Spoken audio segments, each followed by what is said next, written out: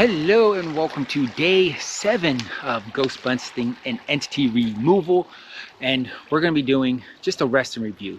There's not going to be any warp gates that are going to get kicked off. If you feel inspired to kick off a warp gate, you're more than welcome to. It's a spiritual practice, so even on a rest day, spiritual practices are kind of what almost the rest day is, to just reflect and do spiritual practices. Now there is a benefit to not doing a warp gate, to realizing like that's okay. It's not like this is broken and you're fixing it. It's like just a different energy, and just how we're observing how the energy is. And it might feel better when we remove it, but it's not like we have to remove it to be okay. That's a good thing to reinforce, of like, wait a second, these are just energies. I'm a being of light. I'm completely fine as I am.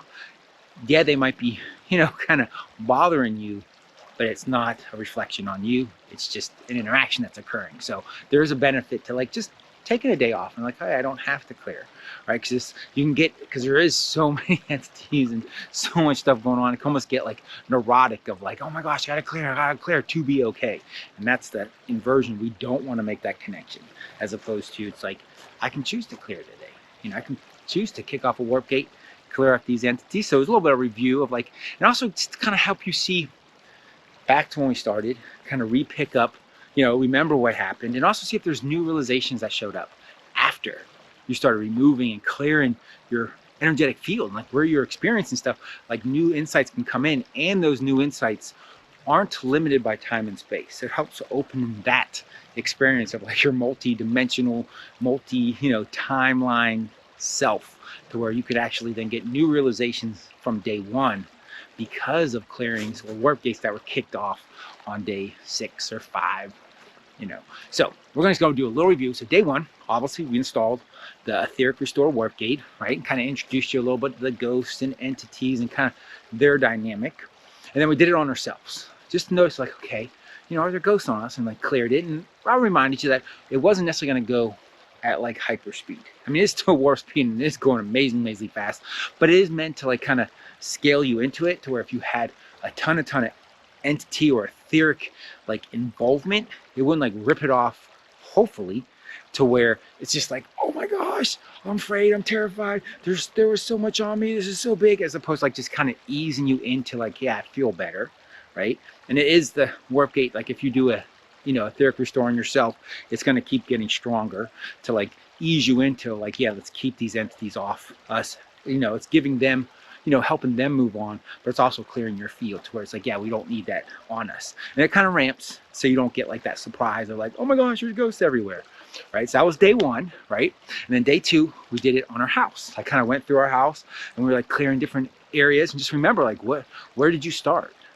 And did you notice, like, were you able to start feeling, like, did you start off, I could feel stuff, and man, I felt it disappear and change and lighten and stuff like that? Or I didn't really feel anything until I got to my 3rd room or something like that? Or just notice, what was the dynamic on day 2 when we were doing it on the house? And then day 3, we started clearing on other people. It's like a whole nother dynamic where you actually start getting the feedback where you're like, okay, etheric restore, and it's like, whoa, what just happened? And whether you were like consciously communicating with them, or if there's some people you're taking it off and you weren't saying anything, because once again, that's not like, you're not interfering with them, because you're not actually doing energy work on them. It's on the entities on them, and it's the entity's volition of whether they want to leave or stay. So it's really, that's not an interference with them. So that's why you can like, do a etheric restore on another person, because you're not actually doing it to them. It's not like you're going behind the scenes with them. You're actually going to the entities, right? And the ones that have like that co-agreement to stay there, they're not going to leave unless the other person, joins in on the permission of like, okay, let's make that happen, right? And then day 4, we went to work, or your workplace, which is a whole new dynamic, and started seeing, okay, where there might be entities there, and like doing a little etheric restore, and possibly even the workmates and etheric restore, and just seeing how you are influencing that. What's like when you kick off a warp gate and starting to sense, like, 1, are you able to start sensing it? And 2, making that connection, like that you're really powerful and that you have volition here, and that there was things that go bump in the night, but you are powerful enough to address those, right? To where it's not just, okay, I'm telling like it's not there, and then being affected by it, to where now you can take proactive action, right? And then So that was day 4 with work, and then day 5 we like took it outside. You know, we said like we're just gonna go out, right? And whether it's like cars passing and etheric restoring, or like, you know, buildings, and like, and you can go to like the apartment building and like say, okay, is there one? And we also were doing that testing of like, okay, is it that window, that one? Oh, that window, okay, etheric restore, and then, you know, kind of plan where we're like building up that ability to get a read of like, can I sense these energies, as opposed to you could just go through and just, you know, just clear them. Let the warp gate clear it. But it's good to build that ability to sense and be like, is that happening? So that's just tuning you up to be able to hear the messages that are for you, because it's one of the big purposes of vibration shift, is really to open you up to you. So you bring back your specific magic and share it with all of us. So it's just kind of prepping you for that, of being able to get messages from the non-physical, because you get that immediate feedback of like, oh, is there something there? And then you do a etheric restore and you're like, whoa, I really felt it. Okay, there's something. Or you say, is there something there? And you do a etheric restore and you don't notice a difference. You're like, okay, maybe it was there, maybe it wasn't. We also had some of those do's and don'ts of like, you know, don't cross thresholds. It's really, I mean, all of it's stuff that's, don't do illegal stuff, really. Like if you're broke into someone's house and you start clearing entities and stuff like that, that could set you up. Or going like, you know, trespassing into like a quote unquote haunted house and doing, you know, energy work. It's kind of like really mixing a mixed intention of like, you shouldn't really be breaking into other people's houses.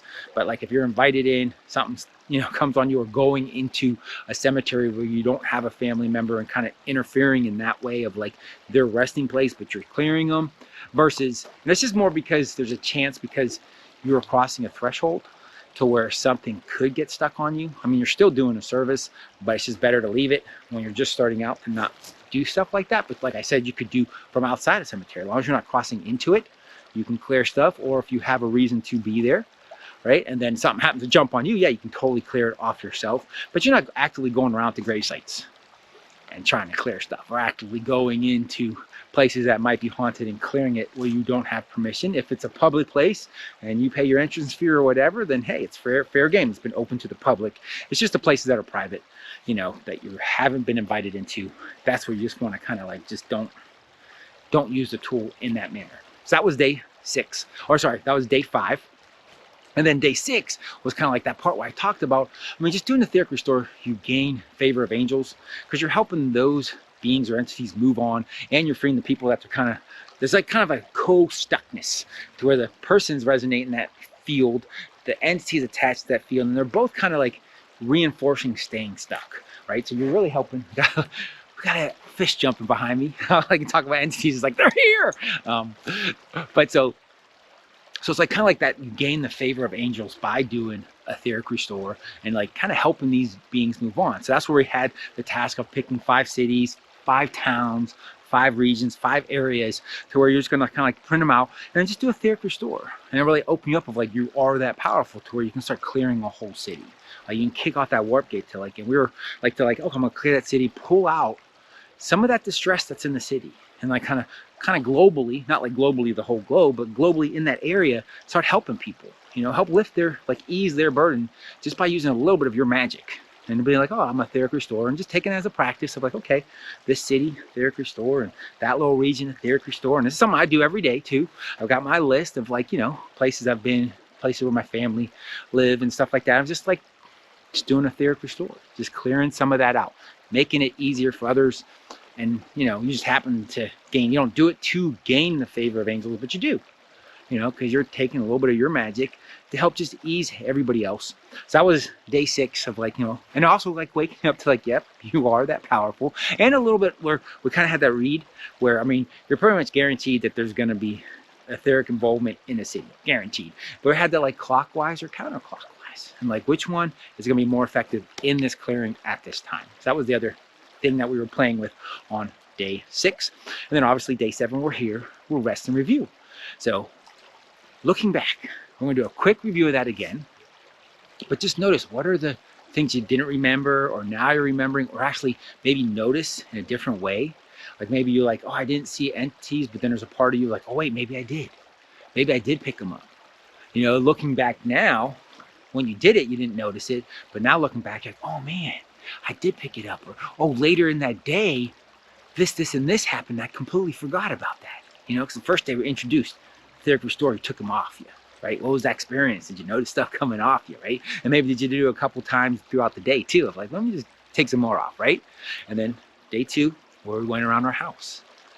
How was that? What was that experience? And then day 3, where we started interacting with other people, taking other people. And then day 4 was back. We're going to work now. We're taking this tool to work. And then day number 5, where we went outside, you know, kind of took it outside. And we had some do's and don'ts, you know, keep yourself safe, of like how not to use the tool. And then day 6, where kind of like just like kind of giving back, of like, let's take a region and help keep it clear, help take some of the distress out of that.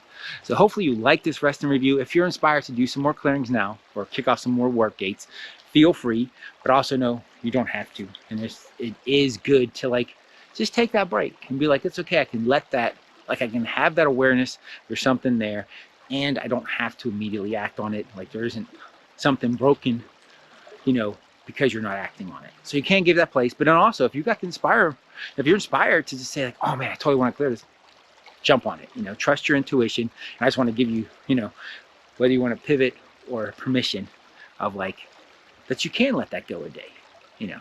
So hopefully you enjoyed this rest and review. And until we talk again, have a blessed day or a blessed night.